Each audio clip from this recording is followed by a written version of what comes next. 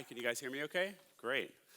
All right, so my name is Brad Weaver. You can connect with me online. I do actually really like talking about this stuff, so that is an open invitation to connect with me, tweet with me, whatever channel you want to connect with me on. I'm very open to that to talk about it. I have a hashtag. I'm terrible at using it, but you can use it to ask questions or put things out there as you learn along the way from whether it's this or anything you might learn about the business of how to run a creative business and not die doing it. So let me tell you my story really quickly and why I'm up here, because I'm not a guru and I'm not set out to write a book. This was not my motivation in life. I was just like everyone else. I was running a creative business and I ran it into the ground. I ran it so far into the ground that I ended up in a hospital bed. And what it does is when you're trying to keep up with each client, you take on this client because this client didn't pay on time, this client didn't pay you enough, this person never paid at all, or you underquoted, and so on and so forth. That stuff tends to stack up to the point that your body and your mind can't take it anymore. I found myself in a place where I couldn't keep things afloat. I was gonna take a job, and I had this moment where I said, I'm gonna give this one more shot. And I looked and I looked and I looked, and I tried to find the information out there on how to actually do this without just basically charging tons and tons of money and outsourcing everything, was basically the advice that I saw on how to make any money in this line of work and actually still get to do good work. And so I started studying economics, cost plus pricing, and other things like that, and found that it wasn't being applied to this industry very well. A couple people had taken a stab at it, but it wasn't articulated well. So I sat down and wrote a couple of things, and some people liked it and said, write a book, and I never expected anyone to read it. Well, I've been wrong about that time and again. And the result of that is I get a lot of questions, and those questions have led to this talk where I like to talk a lot about things that people aren't sure about on how to price and how to understand the mentality behind actually making some money at this and being sustainable for the long term. But I want to put a caveat in here because I know a lot of you don't work for yourselves. You're not freelancers, you don't own your own agency, you work in-house, you work somewhere else. There's a couple things. One, it doesn't mean that's what you're always gonna do. Economies change, and you may not always have that job, or you may decide one day you actually want to do this on your own. But this is still applicable even if you're on a support team and you work with your boss and you want to be able to say to your boss, hey, I think we're doing things a little wrong and we can do things differently and actually make it more profitable for all of us. Because even some of you may be in an agency, you at least have profit sharing or something like that that's a motivator for your paycheck, or you just want your agency to stay open and maybe you know the people who are responsible for putting these things together. But here's your first creative truth. I've got this hashtag, is this shit is hard. It's really hard. It's not easy, and it never gets any easier. And the reason is, I think, is from this root here, is the advice we get so often as creatives, even if you're a developer now, front-end developer, whatever it is follow your passion.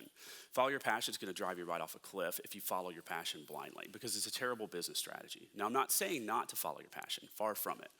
What I am saying is that failure isn't because of a lack of passion. Reconciling something we've always done to what we, for fun, to money, is painful. Failure is because of a lack of income. Most people that don't make it in creative business is because they couldn't sustain it and not because they didn't like it anymore. I very rarely hear that story. So here's a quote from a guy named Mark Cuban, who is not a creative, but he says, don't follow your passion, follow your effort, because you have to sell your ideas. You have to sell yourself. And if you can't do that, you're not gonna get very far. Because blindly following your passion is a recipe for failure. But among all of these things, the hardest lesson that I learned, if we can click here, is that profitability equals sustainability. And if you're not making a profit in your business, it's not really worth it. Cuss word, profit, yes, I know. People hate that. I'm a dirty American. All I do is talk about profit all the time. I get it. 99%, right? Money is an uncomfortable subject. It's unbelievably uncomfortable to talk about. There have been studies shown that there's actually 3 tiers of conversation that people will have. The top tier is the weather, what's going on in the world, politics, and so on and so forth. The middle tier is sex and relationships, and the third tier is money. People are more likely to talk to you about their sex life than their paycheck. That's how uncomfortable money is for people to discuss. But the reality is that money is so emotional that we make it emotional. And we try to do this. We try to use our gut as a calculator. Oh, I charged for this last time. I did this last time. So I guess this is the right thing. Maybe you've got a little bit of data from time tracking. You've done the same thing over and again. But this is still emotional pricing. So I'm here to turn you into a bit of a robot when it comes to this stuff, because you're a professional. And a professional is a person that does things for money. This isn't a hobby. And so many of us got into this because it was a hobby. Maybe you were, even if you went to school for this as a creative, your parents may have criticized you, right? It's like there's no money in this. And even if you're a developer and it was a computer science degree or anything like that, you still have this stigma associated with this idea that professionalism is something that's reserved for suits and Wall Street and the financial district and so on, and that's just absolutely not true. You're a professional. And so when you're a professional and you engage in things for money, you have to understand that clients want to talk about money, but they don't know how. This is a conversation. Whether this is clients internally, let me stress that some of you have to do internal pricing. You're responsible to deliver a project to your project budget to your project manager internally. They're afraid to ask you about it as well. Or you're inside of a corporate division and you have to get budgets. That was my life for a decade. But in addition to that, most of you, or a lot of you, have service businesses. And your clients want to talk about money, but this is a conversation they don't know how to have. This is like buying a home or buying an automobile. They only do this once or twice for most people, if they've ever done it before. So this isn't something that you can expect them to just know how it works.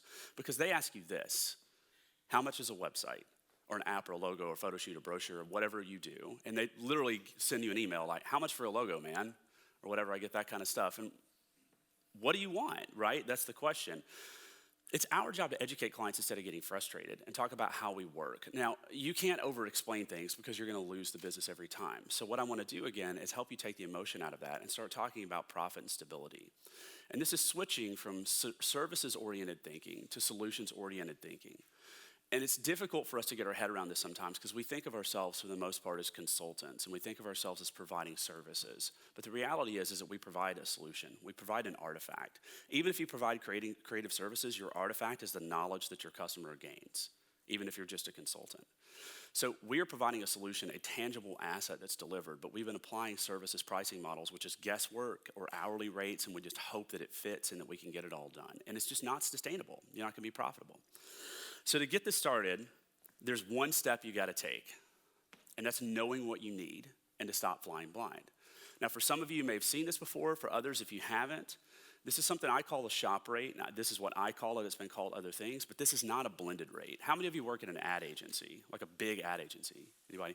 So you guys operate on like a blending rate, right? Which is like, junior people make less, senior people make more. This is the opposite of that. This is a line in the sand that a person that's worked for me for 2 days or a person that's worked for me for 10 years charges the same rate to my client, because this takes a lot of the confusion out of how to do things. And this is a linchpin of the pricing strategy, and there is a formula to do this. Yes, we're gonna do some math. Sorry for those of you that aren't developers. It's very quick. And it's this. It's expenses plus profit divided by hours equals rate. Now, you can tweet me and you can have these slides. There's also a web link on here, so don't freak out if you don't get all these, because I am gonna move quickly. Okay, expenses. This is how much money you need to actually make. This is what, if you were a bear about to hibernate or a squirrel trying to survive the winter, this is the nut you've gotta have to live. And if you don't have these things, you're not going to survive as a business. But there's two big things here. The first is that we severely underestimate how much money we actually spend. And we severely underestimate or forget the fact that crap happens, like computers getting broken or insurance premiums or whatever else. And you've got to break those things up. So basically what you do is you take big expenses over the course of a year and you break those up into 12ths and you budget for those ahead of time. You think like a risk management individual or like a risk analysis person, that you plan for worst case scenario, because let me tell you, as a creative business owner, worst case typically shows up. And depending on where you live, your taxes are all over the place. I'm American, so we pay our taxes one way, it's different everywhere. But you've got to have some type of tax budget in there, which is 25 to 30% of this stuff added together. So you take how everything you charge, your salary, you got to pay yourself a salary. Often as creative business owners, we just pull what we have left out to live on, and then we just put it up on credit cards and hope that the next project's going to come along to pay for it, right? And the thing is you've got to say to yourself, here's a fixed number that I've got to make. So you've got to have a personal lifestyle budget, and you've got to have a personal number, and you got to say, I pay myself that much. You've got to plan out for these annual expenses. You've got to plan out for taxes. There's a lot more information on this and some of the links that you can get from me if you connect with me online that breaks this down in a spreadsheet that looks like this, where you can actually calculate it. You can have it. There's no special sauce here or anything like that. It's very simple. All this stuff is free. I'm glad to give it to you. Connect with me. The next thing is profit. This is where things change for me. I used to treat profit like the thing that I hoped would happen someday. Profit's not gonna happen someday. Profit's gonna happen when you make it happen, and that's the only time it's gonna make it happen. I treat profit as a line item. Profit is rent. Profit is medical insurance premiums. It is that important in a business. And the way that it works is I add 20% on top of what I have to make, and I treat my business as if I have to make a profit, because here's the reality. If you're not making money in creative business now, and in today, there's not a lot of motivation to keep doing this on your own for very long. Flexible schedules, wear what you want to work, drinking beer at 11 in the morning. You can do that at startups now. You can do that at Google. You don't have to work for yourself to do that stuff anymore. You don't have to work for yourself to work remotely from anywhere in the world. I have friends that work for Fortune 500s that work from anywhere in the world, from a farm in Pennsylvania or, a shack in Thailand. Those aren't the rules anymore. So profit's got to be a reason to have your own creative business. Otherwise, why are you doing it? And I'm not saying that as profit is a dirty thing. It's because it's unsustainable if you don't, because you're killing yourself to make this kind of money. I know, because I've almost done it twice. And the thing is if you're not making some money to make it sustainable, it's not really worth it. So you're going to add 20% on. There's a spreadsheet here to do it. And you're going to take how much money you've got to make, and you're going to multiply that by 20% right out of the gate, and that's what you're going to need to make. Because profit is not an option. It's as important as paying utilities or rent. You're going to take that by hours. This is the thing. There's one thing in creative business that we cannot create more of, and that's time. I don't care what you do, developer, consultant, designer. The only way you can create more time is hiring people, which adds to your expenses. It doesn't matter if they're $2 an hour or $200 an hour, they add to your expenses. And this is the number of billable hours that you can work in a month. This isn't the number of hours you think you can work because life happens. In addition to the fact that you're going to have things happen, and there's really only about 48 weeks that most of us can work. Even if you're not taking a holiday, things happen holiday weeks, clients don't get back to you. So you take 48 weeks, an average of 4 weeks a month, and that basically gives you, 4 times 12 is 48. So you basically have got this kind of 4-week number that you can work a number of billable hours in a given month. And we can calculate it like this. And this is if you have a team, you add everybody together. Here's the thing about billable hours, though. We like to think that we can work 25, 30, 35, 40 as a business owner. You can't. The most that a staff member can ever work billable is about 32, unless you're grinding them down, and that's unsustainable because they've got meetings, they get sick, they're late, train stalled, whatever it is. I just cap it at 30. It's easy for calculations. You add all of this stuff together, and you get a bucket like this. And so now you have expenses and profit, and you have hours. So you have how much you've got to make, you have how much inventory you have to sell. You divide those things together, and you get a rate, and it looks like this. Let's say your nut is $10,000. Yes, I'm sorry, dollars. Oh, please forgive me. No, I'm kidding. $10,000, $2,000 for profit, 10,000 times 20%, and then 80 hours of inventory. That's 20 hours a week for a 4-week average. For me as a creative business owner, when I was on my own, that was about the most I could work in a given week if I was going to have a normal 50-hour work week. There's no goal here to sandbag this and try to win. It's not I can work more and try to get more out of it. You need to tell yourself what's realistic and sustainable for you for the long term. And this gives you an hourly rate. Now, this rate is your shop rate. It may seem astronomical, which means you've got to go back and look at your expenses and figure out where you're not making enough money or you're spending too much money or whatever else. You're going to have to do a lot of things to figure that out. But the end of it is, it's not that simple. And if it were, we wouldn't be here. I could just email this to you guys and save you 40 minutes. Because it's not your billing rate, and this is where things starting to get really confusing, is a billing rate is something that's very, very, very flexible, and this is where people start to drive us down. And we have that awkward conversation because we're trying to convince them of value, right? We're trying to talk about who, what, where, when, why, and how, and we just don't like to negotiate often. We have a hard time with that, right? And a shop rate and a billing rate, you can't read all this at once, but basically it's based on hard math, based on vertical and horizontal markets and all these different things in a billing rate. And the gist of it is that a billing rate is something that's got to be more than your shop rate. So let me be very specific about that. Your shop rate is immovable. If you're not getting for every hour of inventory that you sell in your business your shop rate, you are losing money. And I will challenge you to fight me if you think that that's not true. Because I have done this for years now and calculated in every scenario because you factor in your freelancers. Even if you're outsourcing to a third world country, it still is an expense to pay for that and an inventory addition. Now you may be getting a lot out of your inventory, but at some point, if you start flexing on this, you're losing money. Because if you back off your shop rate, you will fail. Okay, so we got this neat little piece of math, and you're sitting here and you're like, great, thanks for this talk, wonderful. I have this number, make my billing rate more than it. What do I do with this, okay? So there's 7 different ways to price your work, and again, I'm not a guru. I'm not here to sell you on something. I'm here to tell you that there's no one way to price your work. It doesn't work. I have heard so many people here lately try to tell people switch to value-based pricing. I've heard people say that the only way to ever do it is this way or that way. If that were true, again, then through the research that I've been doing for the last several years, there would be no way that I would see time and again that people that stick to one model drive themselves right off a cliff as well, because they start losing clients because they're not flexible. You've still got to have flexibility in the model. So this is the way we change things. So far, we've been forced to be flexible in the amount we charge for our inventory, and we've been very rigid in how we price, meaning we're an hourly agency. We're a flat project rate agency. We're a sprint-based, week-based agency or whatever, but then we flex on the rate that we charge. I'm asking you to flip that over if that's how you're doing things. Don't move on what you charge for your inventory, and allow yourself to start to understand the science between different ways to use different models in different situations. I'm gonna break these down for you very quickly in a comparison, and if we have time, I can answer maybe a couple of questions. We'll see. So hourly billing. These slides are available to you. Sorry that they're tiny, but it's the only way I can cram it all on here because I can't curate myself. So hourly billing, people love it, right? It's really easy. You charge so much per hour and you get so much work. But the thing is, it's unpredictable and it's really hard to be profitable. Even if you are a $200 an hour agency and you've got an employee that makes $30 an hour and you're technically making $170 an hour on them, there's a lot of factors. Your project manager's spending time on them, you're spending time coaching them. That stuff really starts to overlap and so on and so forth. And hourly gets really, really messy. Now, I'm not anti-hourly billing. Hourly billing is the first model that we use in our agency. Not our lead model, but out of these seven, it is of this seven that you'll come across, we do use this one often. In advertising agencies, this is your only option. But the biggest problem with hourly pricing that I find time and again is that commoditizes your work. Because the complaint I hear from most creatives is I don't have the time to do what I want to do. I'm having to watch the clock. They're telling me that I'm running out of time and I just want to take the time to do what it takes. As a developer, especially as a back-end developer, but more so as a front-end developer, it's a friendly pricing model, and it's effective.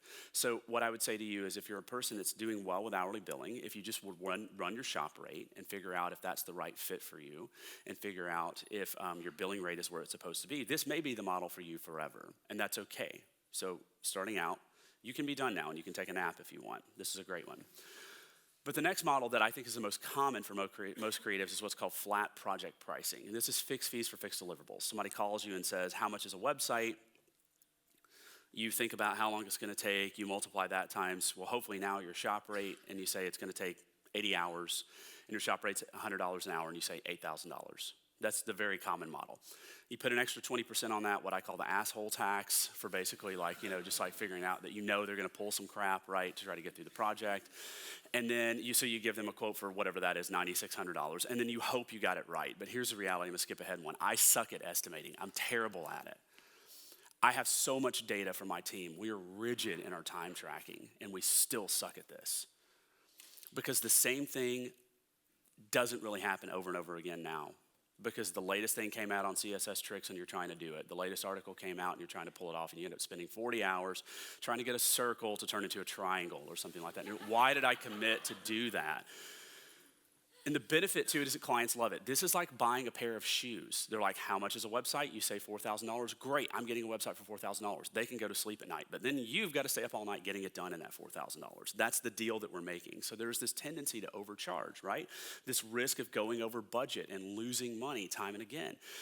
It's not a bad pricing model, it's our approach to it, because there's a couple of things. If you know the shop rate and you're not flexing around on this billing rate, it helps you at least know with some profit already built in, remember that, there's already profit built in, with some certainty that if I'm selling my inventory and I'm close to the target on how much inventory I allocate to this project, and by inventory I mean hours again, I'm gonna get something a little more accurate than I was getting before.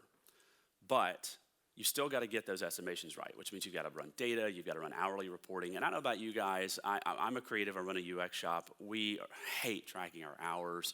We just want to do our thing and all that, and stuff gets missed at times. So that data that you have to tell you, this project that was similar to last time did really well, but this one's not doing well.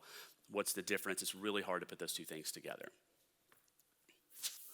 But applying your shop rate and defining done to define your shop rate, or apply your shop rate, you've got to focus on the outcomes and you've got to define done. The biggest thing with this project, this model, is when you're writing out your project scope and you're writing out your project plans, you have to get really really specific about what the scope is, because scope creep is the thing that breaks these apart, I think, so much. So one recommendation I make if you're going to use this model is to start breaking things down into smaller chunks.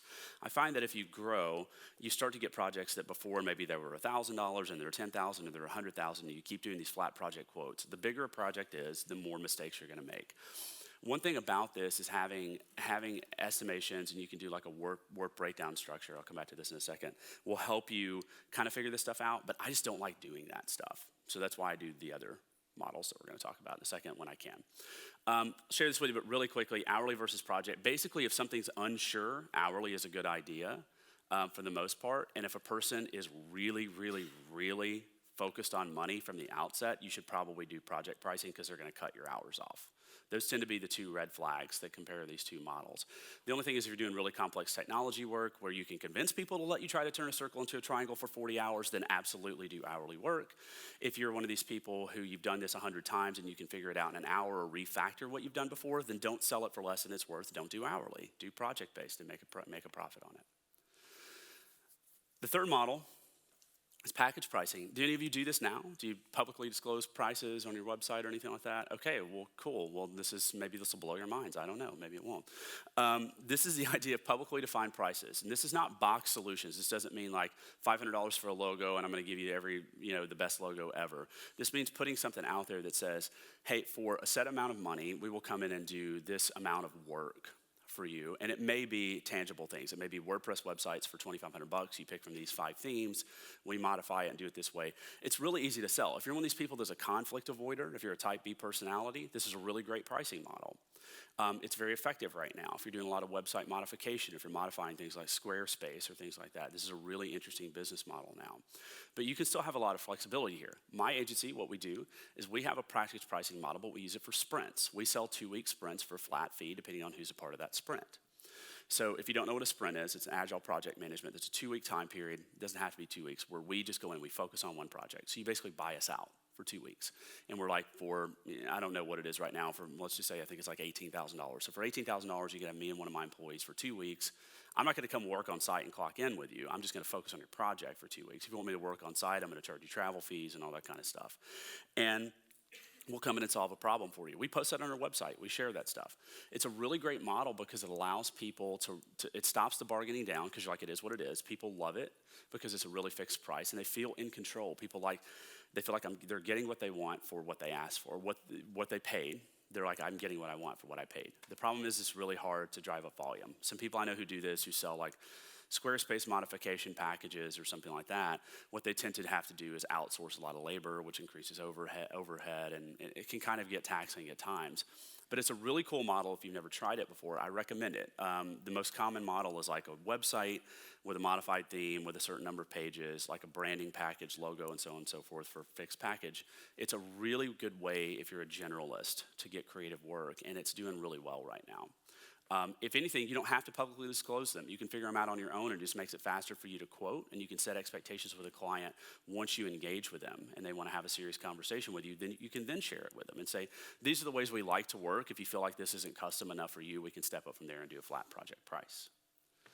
So let's talk about value-based pricing. How many of you have heard of value-based pricing? You guys are like not raising your hands, and I feel like you're lying to me. This is the buzzword right now, right? Value-based pricing is this idea that you're gonna get paid all the money in the world because you're a genius, I guess. I don't know what it is. This quote, price is what you pay, value is what you get. The gist of it is people are trying to fill in this diagram. So cost is your cost. This is your shop rate times how much inventory you sell things for, adds up to a number. This is like the invoice price on an automobile. This is how much they paid to build it, and they disclose that to you publicly. Price is typically what we sell. This is project-based pricing. This is, I added on some tax, did some guesswork, think that we can charge more for this because last time we did, or they gave us their budget up front, which is a whole nother conversation I love to have, how to do that. But this is a big question mark that people have, is how do you fill in value-based pricing? What is the difference here? So what is value-based pricing? Well, it's customer demand and a willingness to pay. What this is in its simplest term, is charging a lot more money for the same thing as a flat project price. It's not that simple. But basically the idea is some things are worth more to others. I look at a handbag from Hermes and I think, no, that probably costs $1,000. Somebody tells me it costs $10,000. I slap them first for spending $10,000 on a purse, with the purse usually. And then I wonder to myself, how could someone do that? Well, to them, they see the value. They like the societal impression that it causes by carrying that around. They like the idea of the impact that I paid this. Or people like to hire a more expensive agency and say, well, ABC agency did our logo, and they did so-and-so's logo, and they paid them $100,000, we paid them $100,000. And it's like the Gap disaster was like, what were you guys thinking? You know, it's like that, if you guys saw that logo a few years ago, it's like, I think my toddler did that. I look at value-based pricing like this. I take less time to get to the right solution, so you're gonna pay me more. That's basically what it is. And it takes 3 concepts to get there, and it takes a lot of guts to have this model. And I still get a little scared sometimes when I send in a value-based price. It's what your market will bear. And market is, for those of you who don't know a lot about marketing, there's 3 axes to marketing. Vertical markets is who you work with. This is like legal, healthcare, startups, financial tech. You can get really granular, like home healthcare nursing websites. These are vertical markets. This is who you market to and who you target. Doesn't mean it's the only people you work with, but it's who you market to and target and who you're known to work with. You have a horizontal market, which is what you do. This is website design, or it could be WordPress website design, or it could be WooCommerce website design, WordPress website design. You can get really tight in a horizontal market. It could be illustration, editorial illustration for magazines and so on. And then you have a Z-axis, your market will bear, which is where you are geographically. It doesn't necessarily mean where you're physically located. It means where you do most of your business, like London. London's a very expensive market. New York, where I do a lot of my work, is a very expensive market. So in those markets, you can charge more, because the cost of living is higher, so they're used to paying more for creatives. So you have those 3 axes, vertical, horizontal, and then the Z-axis being the idea of that. Value-based pricing drives that up. So if you're doing work in a market that spends more money, typically on this kind of work, you're very specialized in what you do, and it's in an expensive city, by nature, you can charge more for it. I wish it were that easy always, because it's not, because some of my high-end New York clients are some of my worst-paying clients. But that's one way to get it there. And that comes from having some data and having a track record and past experience and knowing what people have charged, what your market charges. This comes down to really like being clandestine about finding out what your friends are charging. This means getting people drunk and talking about their project pricing. This means really getting to be frenemies with your competitors in your local market and figuring out what your local market rates are, figuring out what other people are charging. And I love having this conversation. I'm very open about it. I'm very good friends with a lot of my direct competitors, both locally and nationally. And we talk about our projects because I can't do them all. And I just see a client, sometimes I'm like, I'm not interested in that. And one of my frenemies is like very interested in it. And so we can talk about that, right? We have that very often. But your track record and past experience is also, are you good enough at this for somebody to trust that you can do it? Now, this could be your portfolio. It could be the referral base that you can have. It could be a lot of things. But if you've been doing this for a while, or you do it really well, or you're known for it and won a lot of awards, you can charge more money for it, right? And the third thing is the hard one to quantify, which is a client's perceived value. This doesn't mean that the client has more money. Some of my highest paying value-based pricing clients are very industrial things like mining companies or fabric companies. They're not necessarily luxury clothing brands or anything like that. These are people that know that what you're about to do for them is going to make a difference in moving their business in the direction it needs to go, and they understand that value. That comes from asking them a lot of questions because value is in the eye of the beholder. You have to understand things like, what would make this project a smashing success? Tell me about your vision for the outcome for this, and is that vision critical? Does it need to be this strong? Does it need to be this beautiful? What do you need it to do? Dream with me for a minute. Having those conversations gets your clients excited about that. It gets them excited about where it goes. And some clients will tell you, we just needed to get the job done and we need it in a week. That's not a value-based pricing client. But if you are gonna do value-based pricing, you've gotta do 3 things, and you gotta do them really well. You gotta be better. You gotta be best for them, not for everybody else. This isn't dribble shots. That's not what I'm saying about better. You gotta be better in the sense that you're doing better work than people who charge less than you, which means that you better know what the hell you're doing. You gotta be faster. So there's a Venn diagram, good, fast, cheap, pick 2. You guys seen that before? My agency, we do good and fast, but not cheap. There's a lot of agencies out there you compete against that do fast and cheap, but not good. There's a lot of people you compete out there that do what's the one I missed? cheap and good, but not fast. Yeah, that tends to be graphic designers, right? So the gist of it is you got to be fast because tends to be with value-based pricing. Why are you looking at me like that? Value-based pricing tends to be this thing that they expect to get it really quick because they're paying a lot of money for it. They expect you to be dedicated. The other things, you got to be stronger. You got to move the needle. This tends to be metrics. We're going to talk about performance-based pricing in a second as we start to wind down. But a lot of times people want a metric. They want to know, I worked for a big telecom company for a long time, and they want to know if you guys are going to do this project and we're going to give you the allocation budget to do it, you're going to have to move acquisitions this far, this metric. And if you don't, we're going to be pissed. But a client can be like, if you don't, I'm not going to pay you, right? So you've got to be confident that you can move the needle for them and get something in place. Really long quote, sorry for these slides that have too much on them, but it's a lot of data. By working with your client to define their vision for success and exceeding those expectations of metrics, you're providing tremendous value. I want to wrap this up and filling in this diagram by saying this. Value-based pricing is something that people get a little scared of because they feel wrong about charging more money for the same work. That's the feedback I get a lot. Again, dirty American talking about profit, sorry. But the reality is if you're going to do this for very long, you've earned it. You've earned it. You're good at what you do for a reason. If you're not good at what you do, don't pay attention and just be hourly. But if you are good at what you do and you do want to grow in this line of work, at some point you've got to get paid what you're worth for this. This is still a very new line of work. I think we tend to forget that. The digital publishing is 25 years old in reality. And so what we do, web design is an actual craft. I was there at the start. I was building tripod pages in 1995. I can tell you that this craft is still very new, and for those of us that have got a lot of weight underneath us and understand how this stuff works, we should get paid for it, and you got to wake up and realize that. So let's talk about performance-based pricing. Performance-based pricing is this idea of basing your fee on the performance of your work. If any of you in here do SEO, this is a model you may have done before. We say if we get you a certain level of results or performance, we're going to get paid more money. It's a measurable outcome. You can do this with creative as well. You could say if we create this advertising campaign for you and the result of this is you had this acquisition target and the acquisition target is higher, you're going to pay us a bonus. We've done this with some websites before on e-commerce, that if we reduce your cart abandonment rate, we did a pricing project like this. We said, if we reduce the cart abandonment rate by a certain percentage, you're going to pay us a bonus. And that's a risk that you take. Now, I didn't base my whole fee on it. I know people who base their whole fee on this, and whether they get paid or not is dependent on whether it actually works. I'm not recommending that. But it's a pretty interesting model that people have started to use out there now because it's a cool way for the client to kind of gamble with you a bit and for you to be a bit of a partner with them. But it gets confused with value-based pricing a good bit. Whoa, did we lose? Okay, cool. It gets confused with value-based pricing a bit because people tend to think that value-based pricing is about these metrics and all this kind of stuff. And this is from the article in Net Magazine. This graphic is, so if you want to see it, go buy the issue, right? There we go. If you want to see it up close. Because apparently they're trying to force you to buy the issue by blacking the slide out. So the truth is that factors of control is the main thing that determines if it's sort of metric outcome, that's performance-based pricing. And if it is an outcome doesn't matter and you get paid the same, that's value-based pricing, the difference between these two. So if you try to start reading up a value-based pricing, some really good content out there. There's a guy named Brennan Dunn that produces a lot of content on this I have a lot of respect for.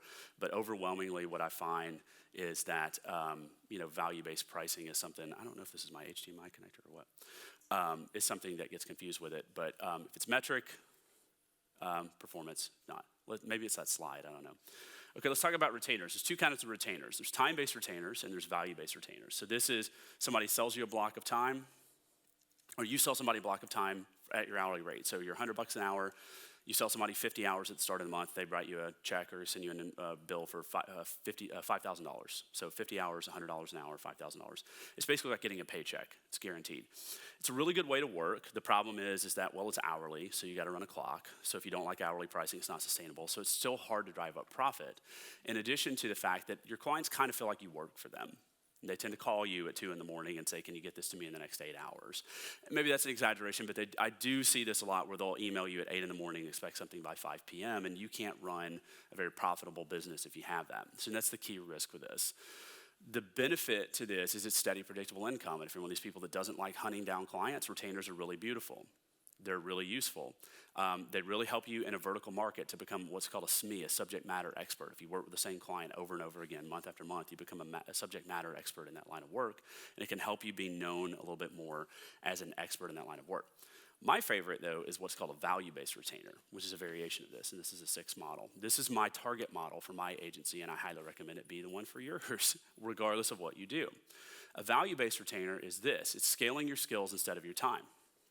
Because with time-based retainers, and with pretty much anything else you do, with project-based pricing, hourly pricing, whatever else, you hit an inventory ceiling. You can only create so much staff and sell so much before you just get to a point where you don't want 400 people working for you. So it caps your growth. This, you can make as much money as you want and have as few people as you want and find that balance. Because what you're doing is people are paying you a flat fee, say $10,000 a month, and they say, accomplish some stuff, and you go accomplish it. We have clients that are on this model right now where they trust us. Now, this is based on trust. This is value-based pricing. We've got a track record. We're better, faster, stronger. We get things turned around quicker. We know what we're doing.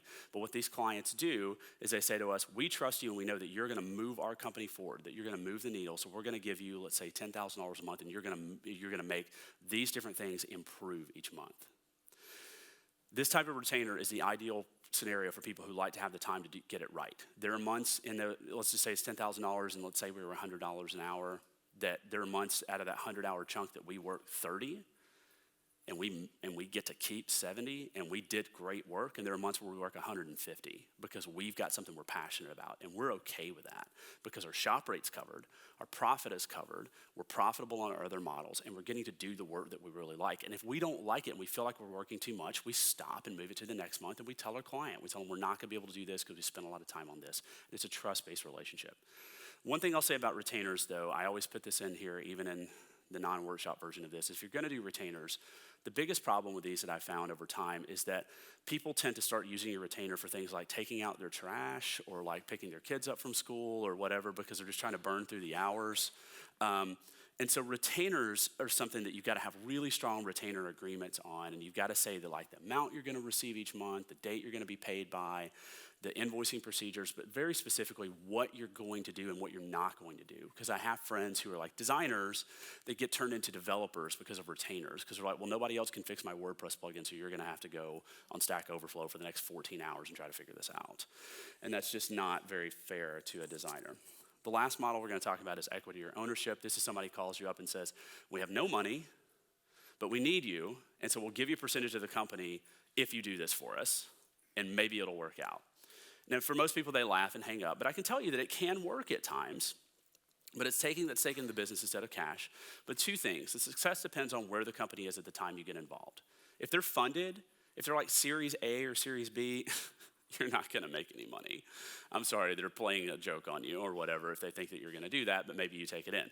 If they're pre-funding or family funding or whatever else, it's something that's interesting. I've had friends take stakes in company. I tell the story, I told it at my workshop yesterday. There was a guy in my co-working space that took a stake in Uber in like the first year. And I think he had like a 0.5% stake. I don't think he has all of it anymore, but he now has a VC firm, I can tell you that. And he was a front-end developer. I've seen it, so it's worth the risk at times. So here's a comparison chart as well. This is in the Net Magazine issue that we did. That's a comparison of the models. There's no winning model. So going back to the first thing that I said is that there's no one way to price. You've got to find the mix that's best for you, and you've got to balance these things. At my agency, at 9 Labs, we do hourly pricing, project pricing, package pricing, and value-based pricing consistently. And value-based retainers, we have one right now. We like to have 2 a year if we can afford it. So we use 5. And we use them consistently. And it's not that we like look at a project and go, what pricing model are we gonna use? We start talking to people about things like discovery. That's something I'm really passionate about talking about if you don't know about that. There's some stuff in the book on that. So if you conduct discovery sessions, that's the way that you typically figure out how to price things for people. So the last thing I'll share with you is that profit is the key to a sustainable service business. Applying these models will help you get to that point, to understand underneath it all, profit is always in there. It's always factored in. It's not something you hope will happen, and then you can play around and experiment and try to figure out what works for you. So avoid emotional pricing. Your gut is not a calculator. If you're interested in the documents I use to back this up, my agency, 9 Labs, we have a docs site. This is not the stuff from the site. You've got to tweet me to get that, and I can send you a Dropbox link. Or you can also get it on the Creative Truth website, which is not a real website. But at our agency, we give away our contract, our master services agreement, our non-disclosure agreement, all that kind of stuff. You can have them. So first thing is, if you're going to do this kind of stuff, make sure you've got solid contracts. So we've kind of written those for these pricing models. My book website, which I've never gotten around to finishing because I'm doing stuff like this, is thecreativetruth.com. You can get it on Amazon. I don't sell it directly. It's not self-published, so I make like $3. I'm not here to sell you books. I don't have any with me. There's no table to sign them after. I just believe that it's the book that I wish I had had when I was starting out, and that's why I wrote it, and I do love it, and I'm very proud of it because I get emails and phone calls and text messages from all over the world from people whose lives have been changed by this, and that's a good feeling to know that I'm digging people out of a hole that I have been in myself when it comes to not understanding this. So we cover how to start a business, and everything from incorporation to finances to vertical marketing, how to be profitable, all these pricing models broken down in detail, and then lots of stuff on the emotional side of it and the toll it takes on your mind and body. I do love talking about this online. Like I said, you can connect with me. It's at @AskBradWeaver. Feel free to come and find me. I'll be around most of the day today, in and out. Hashtag is there as well if you want to talk online. And thank you very much for your time. Cool.